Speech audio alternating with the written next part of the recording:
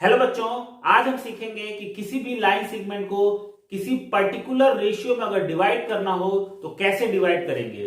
Today we will learn how to divide a line segment in a given ratio. इसके लिए दो method है बच्चों, मेथड 1 और मेथड 2। दोनों मेथड इसी वीडियो में देखेंगे। हम बात कर रहे हैं कंस्ट्रक्शन चैप्टर की, जो क्लास 10th का है और चैप्टर नंबर है 11। देखिए बच्चों, मान लेता हूं कि मेरे पास एक लाइन सेगमेंट है ए बी। ठीक है, ये एक लाइन सेगमेंट है मेरे पास। क्या है लाइन सेगमेंट? ए और बी।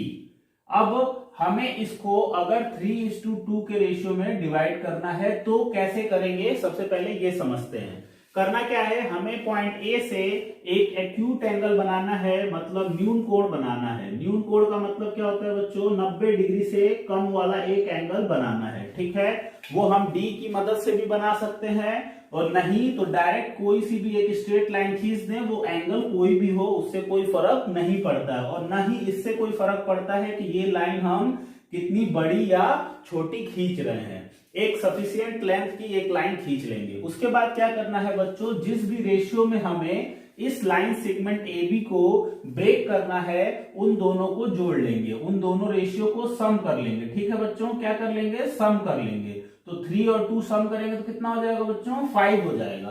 तो जो अभी हमने एक्यूट एंगल बनाने के लिए एक लाइन खींची थी, लेट सपोज कि ये एल है, इस लाइन सेगमेंट का नाम क्या है? एल है। इसको हम क्या करेंगे, इस 5 पार्ट में इसको डिवाइड करेंगे।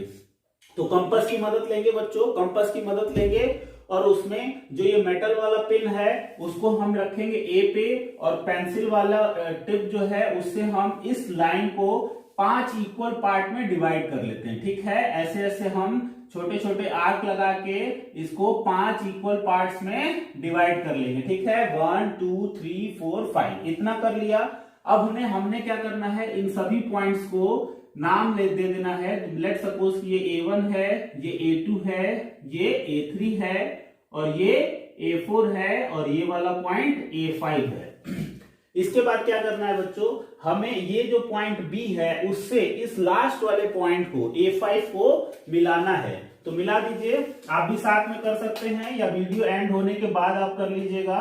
ठीक है, हम क्या करेंगे, A5 को मिलाएंगे इस पॉइंट B से। मिला दिया बच्चों।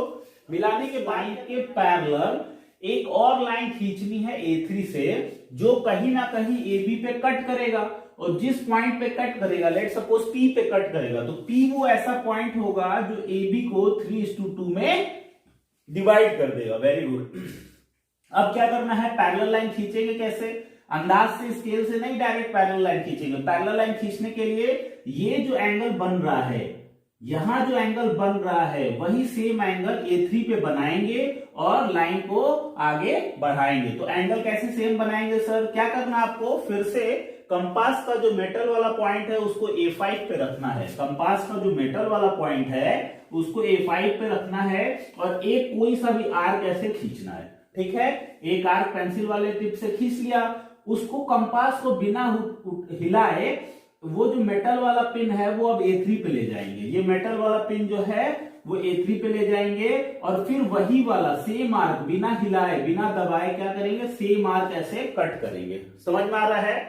अब क्या करना है, हमें ये एंगल मेजर करना है कि कितना ओपन है, कितना खुला हुआ है एंगल। तो फिर से वो मेटल वाला पिन हम रखेंगे यहाँ पे, इस वाले कट पे, जो ये AL पे जो कट बना हुआ है इस आर्क से, इस पे मेटल वाला पिन रखेंगे, और पेंसिल वाले एंड को खोलेंगे, और उसको कहां ले जाएंगे, पेंसिल वाले एंड को यहां पे ले जाएंगे, और जितना ओपन हो जाएगा वो कंपास हमारा वही उठा के मेटल वाला फिर से पिन हम यहां पे रखेंगे, और एक छोटा सा और आर्क काट देंगे। ठीक है बच्चों, तो जब हमने आर्क काटा तो जहां पे भी आर्क कटेगा वहां से एक जो है A3 को मिलाती हुई एक लाइन खींचेंगे। A3 को मिलाती हुई एक लाइन क्या करेंगे, खींचेंगे। वो AB पे कहीं ना कहीं कट करेगी। तो मान लीजिए ये P पे कट कर रहा है, तो P वो पॉइंट है जो AB को 3:2 के रेशियो में डिवाइड कर दिया। मेथड 2 के लिए बच्चों एक लाइन सेगमेंट हमने ले लिया। मान लीजिए लेट सपोज फिर से कि ये AB जो है वो लाइन सेगमेंट है जिसको 3:2 के रेशियो में डिवाइड करना है। मैं क्या करूंगा, कि यहाँ पे एक एक्यूट एंगल बनाऊंगा, मतलब न्यून कोण बनाऊंगा जो कि 90 डिग्री से कम होगा, तो हम डी की मदद से बना सकते हैं या फिर किसी भी एंगल को खींच सकते हैं। तो ये जो एंगल होगा, मान लीजिए लेट सपोज कि 30 डिग्री एंगल है, कितना है 30 डिग्री एंगल है, तो यही एक एंगल, यही सेम एंगल हमें यहां से बनाना है। मतलब क्या है कि इस लाइन के पैरेलल एक और लाइन खींचनी है, ठीक है। तो मैं 30 डिग्री मानता हूं उसको, तो 30 डिग्री का एक और एंगल बनाता हुआ एक और लाइन यहाँ पे क्या करूंगा, खींचूंगा, ठीक है। और ये दोनों लाइन आपस में क्या होनी चाहिए, पैरेलल। ऑब्वियस सी बात है, जब ये एंगल इक्वल होंगे, ये एंगल इक्वल होंगे, अगर ये 30 है ये भी 30 होगा, तो ये दोनों लाइन पैरेलल होगा, ठीक है। तो एंगल इक्वल करके हम पैरेलल लाइन खींच सकते हैं। अदरवाइज हम जैसे पैरेलल लाइन खींचने के लिए करते हैं, क्या करेंगे, पहले कोई भी लाइन खींच लेंगे, फिर यहाँ पे एक आर्क बनाएंगे, ठीक है। यहाँ पे एक आर्क बनाएंगे और वही आर्क हम यहां से यहां बनाएंगे, ऐसे बना दिया, ठीक है। उसके बाद हम मेटल वाला टिप जो है वो यहां रखेंगे और उसको यहाँ पे चेक करेंगे ये कितना ओपन हो रहा है, कितना ओपन हो रहा है हमारा वो कंपास, ठीक है। फिर से हम क्या करेंगे, वो कंपास का जो मेटल वाला एंड है वो यहां रखेंगे और पेंसिल से ऐसे एक और आर्क बनाएंगे, ठीक है। तो ये दोनों आर्क जहां कट करेगा वहां से मिलाती हुई यहां से बी से एक लाइन खींचेंगे, तो इसके जस्ट पैरेलल एक लाइन हमें मिल जाएगी, ठीक है। तो दो तरीके हैं, या तो पैरेलल लाइन बना लीजिए या इक्वल एंगल बना लीजिए, वो आपस में ऑटोमेटिकली पैरेलल होंगे। अब हमें क्या करना है, 3:2 के रेशियो में इस पूरे लाइन सेगमेंट को AB को डिवाइड करना है। तो सबसे पहले 3 देखिए, क्या करेंगे, इस नीचे वाले लाइन को 3 इक्वल पार्ट में डिवाइड कर लेंगे, 1 2 और 3, ठीक है। अगर लाइन छोटी है तो आगे बढ़ा दीजिए। मान लीजिए ये AL लाइन है और ये AM लाइन है BM लाइन है। अब BM को क्या करेंगे, BM को 2 इक्वल पार्ट में डिवाइड करेंगे, ठीक है। जो जितना आर्क हमने जितनी डिस्टेंस पे आर्क इसमें लगाया है उतनी ही डिस्टेंस पे इस पे भी आर्क लगा देंगे, लेकिन इसमें 3 आर्क लगाएंगे क्योंकि 3:2 था, तो इधर 3 करेंगे और ऊपर क्या करेंगे, 2 आर्क लगाएंगे, ठीक है बच्चों। उसके बाद क्या करेंगे, इसका जो लास्ट वाला आर्क है और इसका जो लास्ट वाला आर्क है दोनों को मिला देंगे, ठीक है। तो ऑटोमेटिकली AB क्या हो जाएगा, 3:2 के रेशियो में डिवाइड हो जाएगा। लेट सपोज ये A1 है, ये A2 है और ये A3 है। इसी तरह ये वाला जो आर्क जहां कट कर रहा है वो B1 है और ये क्या है, B2 है। तो हमें क्या करना है, सिंपली B2 को A3 से मिला देना है। तो आइए मिलाते हैं, B2 को A3 से मिला दिया बच्चों। तो ये जो पॉइंट आया, तो ये P पॉइंट क्या करेगा, AB को 3:2 के रेशियो में गिवन ट्रायंगल के सिमिलर अगर कोई दूसरा ट्रायंगल बनाना हो और साथ में हमें स्केल फैक्टर पता हो, तो कैसे हम सिमिलर ट्रायंगल बनाएंगे। और हम बात कर रहे हैं क्लास 10th के कंस्ट्रक्शन चैप्टर की और ये चैप्टर नंबर है 11। तो देखिए आपके बुक में ये कंस्ट्रक्शन 11.2 लिखा होगा, to construct a triangle similar to a given triangle as per given scale factor. तो क्या होता है स्केल फैक्टर और कैसे हम सिमिलर ट्रायंगल बनाएंगे वो आज हम सीखेंगे। देखिए बच्चों, यहां पे मैंने 3 पॉइंट लिखा है जिसको मैं कंस्ट्रक्शन के दौरान समझाऊंगा। ये बहुत ही इंपॉर्टेंट चीज है, अगर आपने ये तीनों चीज समझ ली तो ये चैप्टर बिल्कुल ही आसान हो जाएगा आपके लिए और आप एकदम आराम से कंस्ट्रक्ट कर पाओगे सिमिलर ट्रायंगल को। तो पहला एग्जांपल है, construct a triangle similar to a given triangle ABC with its side equal to 3/4 of the corresponding side of the triangle ABC। कि हमारे पास कोई ट्रायंगल है A, B और C। बहुत ध्यान से समझिएगा बच्चों, ABC कोई एक ट्रायंगल है हमारे पास A, B और C। हमें एक सिमिलर ट्रायंगल बनाना है इसी ABC ट्रायंगल के, लेकिन हमारे पास स्केल फैक्टर गिवन है 3/4। अब ये स्केल फैक्टर क्या होता है बच्चों, समझो। स्केल फैक्टर का मतलब, कहने का मतलब ये है, मान लीजिए इस ट्रायंगल की साइड 4 है, 5 है और 6 है, तो जो दूसरा वाला ट्रायंगल बनेगा, जो इसके सिमिलर ट्रायंगल बनेगा, उसकी जो साइड होगी, पहली साइड मतलब 4 का 3/4 होगा। यानी कि अगर ये वाले ओरिजिनल ट्रायंगल का साइड 4 है, तो जो दूसरा ट्रायंगल हम फॉर्म करेंगे जो सिमिलर होगा वो 4 × 3/4 होगा। क्या होगा, 4 × 3/4। इसका मतलब 4 से 4 कैंसिल, तो 3 उसकी साइड होगी। जो नया वाला ट्रायंगल हम कंस्ट्रक्ट करेंगे वो इस साइड के करस्पॉन्डिंग साइड 3 होगी, ठीक है। क्या होगी 3। तो लेट सपोज कि ऐसा वो ट्रायंगल बनेगा, ठीक है। ये आप लोग को समझ में आ रहा होगा कि ये सिमिलर ट्रायंगल जो बना है नया वाला, उसको मान लीजिए हमने ए डैश यहां मान लिया और ये सी डैश मान लिया। तो ये जो बी से लेके ए डैश की जो डिस्टेंस होगी ना, वो होगी 3। बात समझ में आ रहा है कि नहीं। पूरा जो है ए बी जो था वो कितना था 4, और ए डैश बी जो होगा वो 3 हो जाएगा। तो इससे क्या आपको लग रहा है। अच्छा चलिए एक और चीज देखते हैं। मान लीजिए बीसी जो गिवन है, बीसी गिवन है 6 है, तो 3/4 का अगर यूज करेंगे स्केल फैक्टर का, तो जो नया वाला बी सी डैश होगा वो कितना होना चाहिए। तो 6 में हम 3/4 का मल्टीप्लाई करेंगे बच्चों, 3/4 का मल्टीप्लाई करेंगे, कैंसिल आउट कर दीजिए, 2 हो गया और ये 3 हो गया। तो कितना आएगा 3 3 9 divided by 2, that will be 4.5 होगा ना 4.5। इसका मतलब क्या है कि बी से लेके सी डैश की जो डिस्टेंस होगी ना, वो होगी 4.5। पक्का सेंटीमीटर में, मीटर में, जो भी गिवन होगा, मान लेते हैं सेंटीमीटर में। मतलब बीसी तो था 6, लेकिन बीसी डैश जो है वो 4.5 है। अगर आप इसको डिवाइड करेंगे बच्चों, मतलब करस्पॉन्डिंग साइड्स का अगर रेशियो निकालेंगे, जैसे नया वाला साइड क्या है आपका ए डैश बी है ना, और पुराना वाला ओरिजिनल साइड कितना था ए बी था, तो ए डैश बी कितना आया था आपका 3 और ए बी कितना था 4। इसका मतलब ये जो रेशियो है कितना आ गया 3/4। मतलब क्या है कि आपका जो है स्केल फैक्टर 3/4 सही चल रहा है। एक और चेक कर लेते हैं। लेट सपोज कि ये जो आपने अभी कैलकुलेशन से निकाला बी सी डैश कितना है, बी सी डैश अपॉन हम बी सी निकाले तो कितना आएगा। देखिए बी सी डैश आपके पास 4.5 था और बी सी कितना था ओरिजिनल 6 था। तो मल्टीप्लाई अगर ऐसे करेंगे, डेसिमल हटाइए तो कितना हो जाएगा, ये 45 हो जाएगा और ये 60 हो जाएगा। 15 से कैंसिल आउट करिए, 15 3 जा 45, 15 4 जा 60। तो देखिए वंस अगेन 3/4 आता है। मतलब क्या हो रहा है कि हर बार जो है हमारा 3/4 आ रहा है। इसका मतलब हमने कैलकुलेशन सही किया है। ये तो मैं आपको बताया हूं कॉन्सेप्ट क्लियर करने के लिए। एक चीज और ध्यान दीजिएगा कि अगर जो है स्केल फैक्टर, बहुत ध्यान से सुनिएगा बच्चों, अगर ये जो स्केल फैक्टर है वो अगर लेस देन 1 होगा, क्या होगा, लेस देन 1 होगा, तो जो ट्रायंगल नया वाला आप बनाओगे सिमिलर ट्रायंगल, वो ओरिजिनल ट्रायंगल से छोटा बनेगा। मतलब ऐसा, ठीक है। ओरिजिनल ट्रायंगल आपका ये है ना, और जो नया वाला ट्रायंगल बनेगा सिमिलर ट्रायंगल, वो इस ट्रायंगल से छोटा बनेगा। क्यों? क्योंकि स्केल फैक्टर छोटा होगा। देखिए 3/4 1 से छोटा है कि नहीं। अगर इसको काटेंगे, अगर कैंसिल आउट करेंगे तो पॉइंट लगाना पड़ेगा। सबसे पहले ही पॉइंट लगा के 0 और फिर 4 7 का जाएगा 28, है ना। बात समझ रहे हैं। तो 0.07 समथिंग आएगा और ये क्या है, ये लेस देन 1 है। तो इसका मतलब जो नया वाला सिमिलर ट्रायंगल हमारा बनेगा वो ओरिजिनल ट्रायंगल से छोटा बनेगा। बिल्कुल सही। अब देखिए मान लीजिए स्केल फैक्टर बड़ा हो, जैसा कि एग्जांपल नंबर 2 में गिवन है, आप बुक में भी देखिएगा। एग्जांपल नंबर 2 में स्केल फैक्टर गिवन है 5/2। तो देखिए 5/2 कितना आता है, 5/2 का मतलब 5 का आधा, मतलब 2.5 होगा, 2.5। और 2.5 क्या है, 1 से बड़ा है, 2.5 इज ग्रेटर देन 1।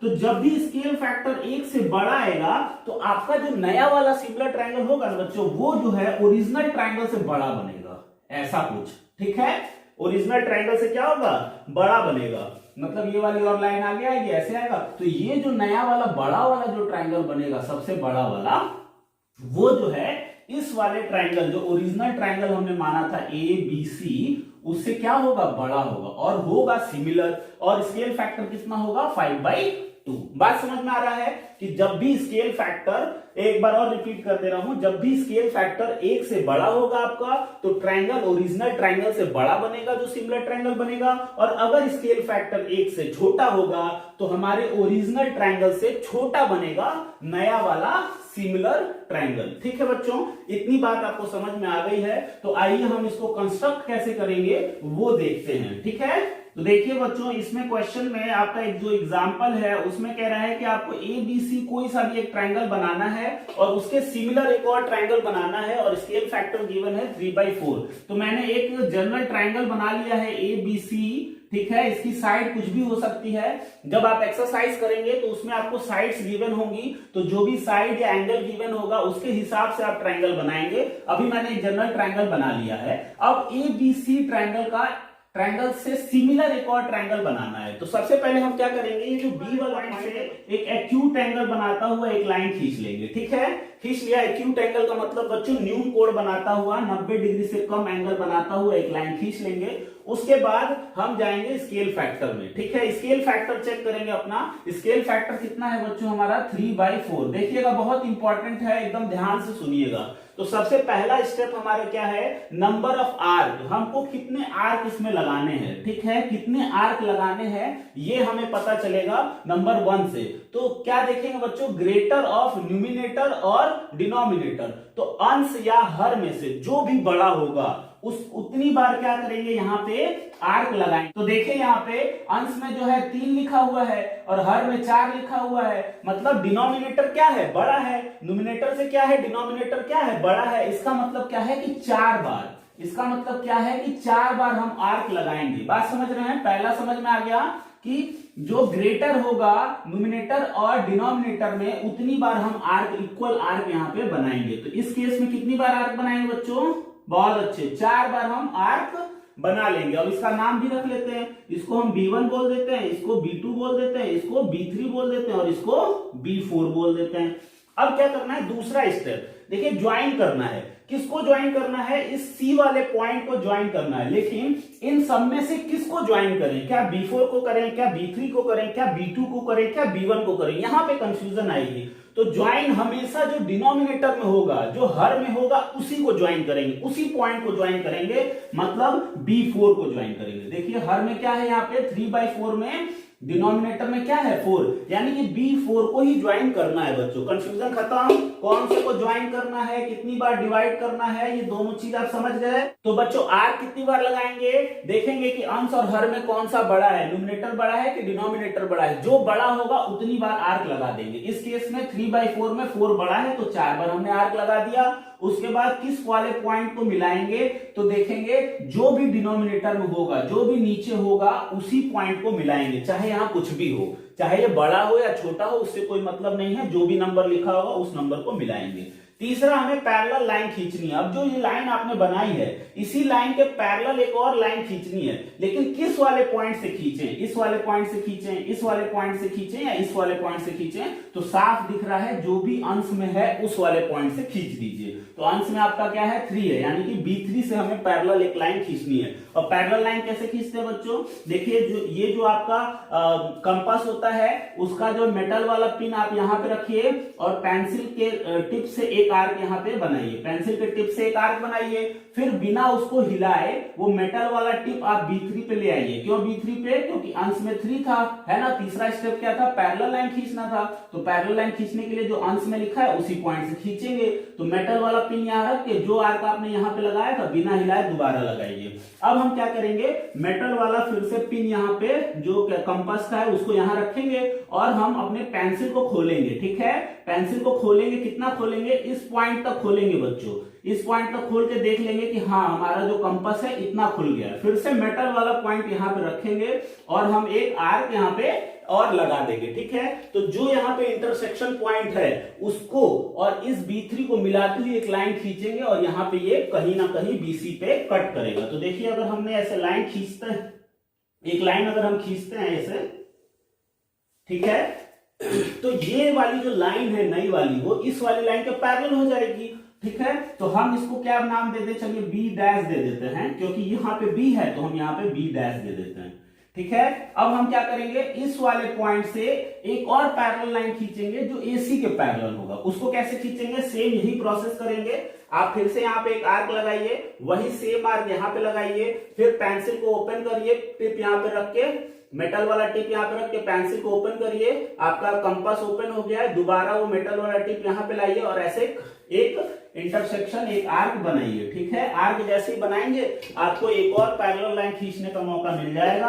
आप इसको और इसको मिला दीजिए। ठीक है, ये जो इंटरसेक्शन है और ये आपका जो B' पॉइंट है, उन दोनों को मिला दीजिए। तो एक और लाइन पैरेलल आप खींच दिए AC के, जो यहाँ पे कट करेगी, इसका नाम हमने A' दे दिया। ठीक है, A' दे दिया। अब A' B और इसको C' दे दीजिए बच्चों, नाम थोड़ा ठीक लगेगा, है ना, क्योंकि ABC है तो नया वाला जो ट्रायंगल बना उसको A' B और C' मान लेते हैं। ठीक है, तो ये जो आप देख रहे हैं नया वाला जो छोटा वाला ट्रायंगल है ए डैश बी और सी डैश, ठीक है, जिसको मैं शेड कर रहा हूं, यही वो नया वाला सिमिलर ट्रायंगल है। किसके सिमिलर है बच्चों? इस बड़े वाले ए बी और सी ट्रायंगल के। और स्केल फैक्टर कितना होगा? 3/4 होगा। ठीक है, समझ गए ना बात? स्केल फैक्टर आपको समझ में आ गया।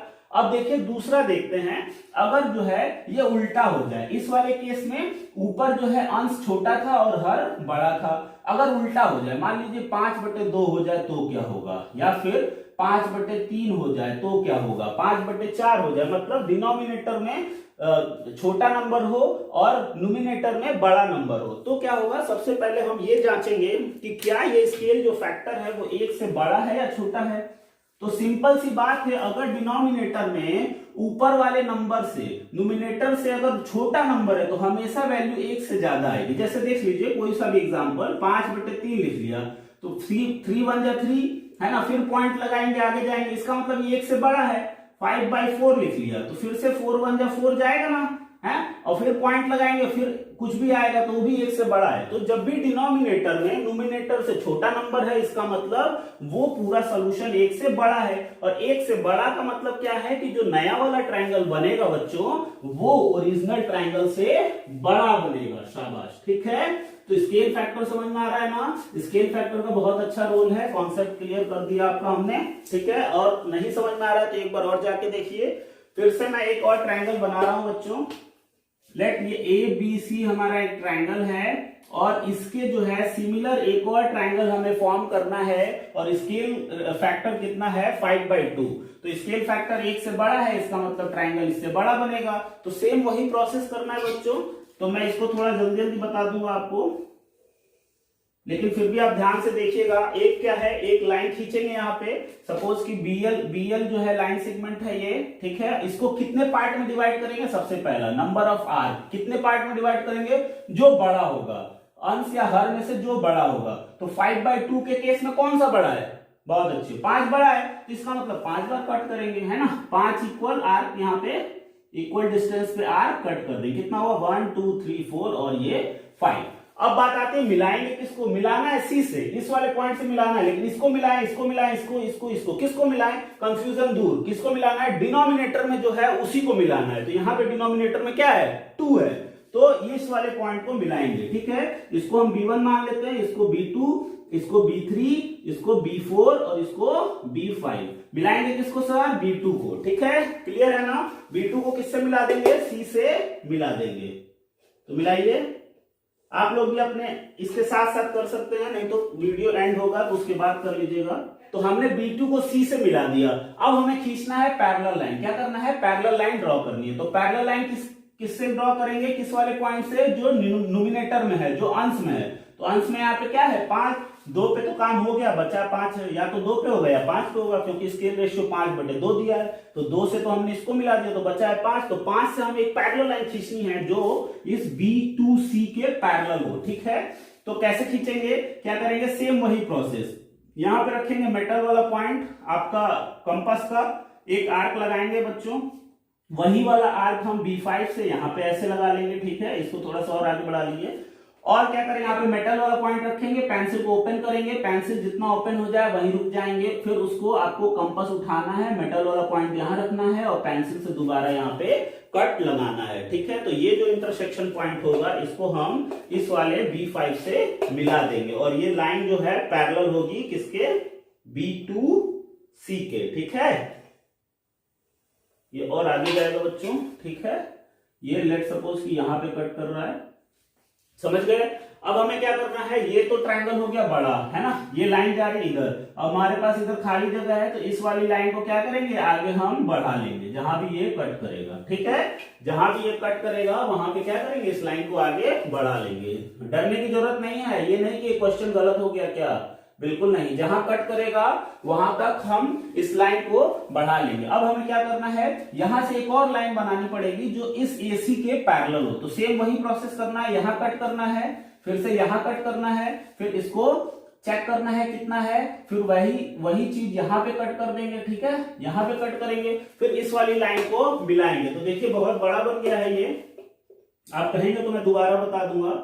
करना कुछ नहीं है, बस इसको आगे बढ़ाएंगे। ठीक है, आगे बढ़ाएंगे तो ये कहीं ना कहीं और आगे जाएगा। ठीक है, आइए पूरा ही बना देता हूं।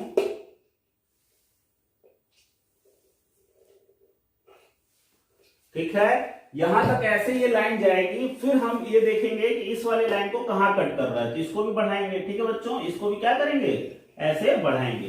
तो ये जो नया वाला ट्रायंगल आपको दिख रहा है, यहां, यहां और यहां, मतलब ये ए डैश मान लेता हूं मैं, ये क्या मान लेता हूं मैं, ए डैश मान लेता हूं इस वाले पॉइंट को, ये बी है और ये सी डैश है। तो जो नया वाला ट्रायंगल बना है ए डैश बी और सी, ये बड़ा वाला है ना, ये बड़ा वाला, ये जो ट्रायंगल होगा वो छोटे वाले ए बी सी ट्रायंगल के क्या होगा, सिमिलर होगा।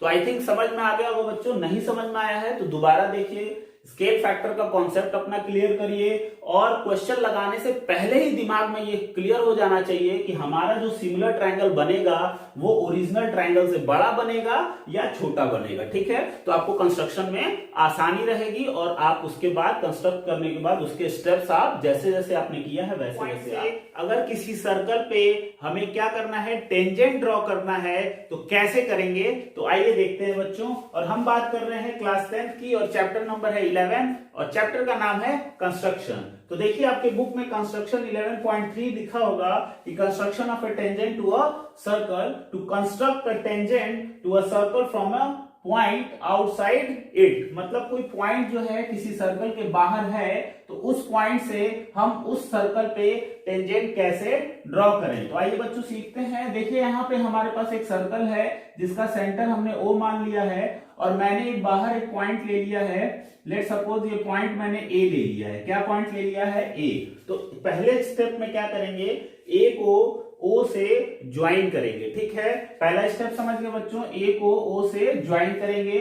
दूसरे स्टेप में क्या करेंगे, ए और ओ की जो लाइन होगी उसको परपेंडिकुलर बाइसेक्ट करेंगे। क्या करेंगे, परपेंडिकुलर बाइसेक्ट करेंगे।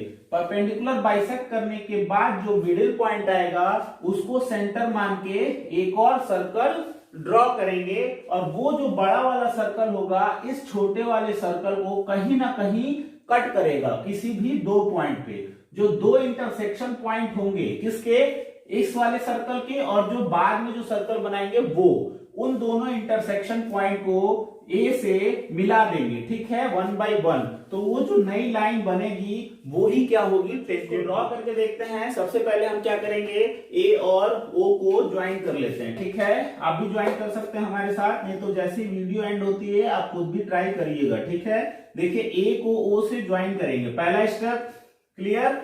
उसके बाद क्या करेंगे, ए और ओ का परपेंडिकुलर बाइसेक्ट करेंगे। अब देखिए परपेंडिकुलर बाइसेक्ट कैसे करते हैं बच्चों, कंपास की हेल्प से ए पे आपको मेटल वाला पॉइंट रखना है और पेंसिल वाले एंड को ओपन करना है। कितना ओपन करना है, इतना ओपन करना है सर कि एओ का हाफ से अधिक डिस्टेंस ट्रेवल हो जाए। मतलब ए पे पेन रखेंगे मेटल वाला, पेंसिल को ओपन करेंगे हाफ तक, समझ में आ रहा है लगभग, उससे थोड़ा सा और एक्स्ट्रा खोलेंगे और ऊपर और नीचे दो आर्क हम बनाएंगे। ठीक है, एक ऊपर आर्क बनाएंगे बच्चों और एक नीचे आर्क बनाएंगे। यही प्रोसेस हमें ओ पॉइंट से करना है। कंपास को हिलाना नहीं है, कंपास को दबाना नहीं है। ठीक है, आप जेंटली उसको उठाइए, वो जो मेटल वाला पिन है उसको ओ पे रखिए, फिर से वही प्रोसेस करिए, एक आर्क इधर काटिए ऊपर की तरफ, ठीक है, और एक नीचे की तरफ। तो जो आपको इंटरसेक्शन पॉइंट दो मिला है उसको क्या करेंगे, आप मिला देंगे। ठीक है बच्चों, एओ जो है 2 इक्वल पार्ट में डिवाइड हो जाएगा। साथ में जो एंगल्स हैं वो 90 डिग्री के होंगे। साथ में जो एंगल्स हैं आपके चारों वो 90 डिग्री के होंगे।